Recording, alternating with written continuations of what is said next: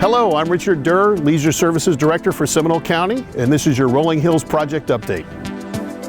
The first work that was being done out of the Rolling Hills site was the environmental remediation, and that was the groundwater cleanup that needed to be done. Right now we're in what's called the testing phase. So every 3 months the county tests a number of wells that are right at the location where the contamination was found underneath the maintenance building. And every 3 months we take new samples. We've done 2 of those already. We're about to do a 3rd round of testing. The great news on that is that the levels are dropping just as they were expected to be. The other major effort that we had underway in terms of cleaning up the property was working on the ponds. So we've done a number of different things. Part of that was reshaping the ponds.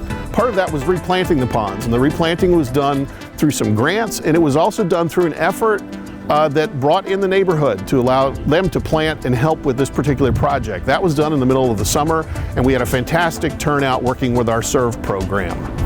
The last part of that is a project that we're working on right now to do more of a mechanical treatment of the water in the ponds and address the water quality, and that's through aerators and fountains.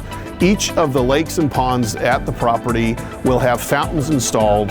Among the benefits of improving the water quality in the ponds, it will also have a great aesthetic effect, and we're looking forward to being able to announce when those fountains will be installed and when they'll be turned on.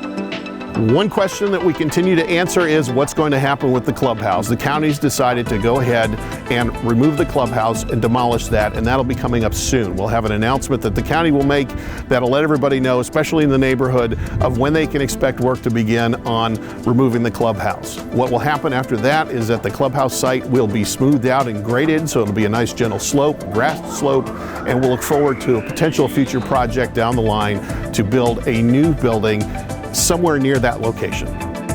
The last bit of news to share is that with our new county fiscal year, the Board of County Commissioners has funded the next phase of the development of this project, and that part of the project includes the development of the 4-mile loop trail.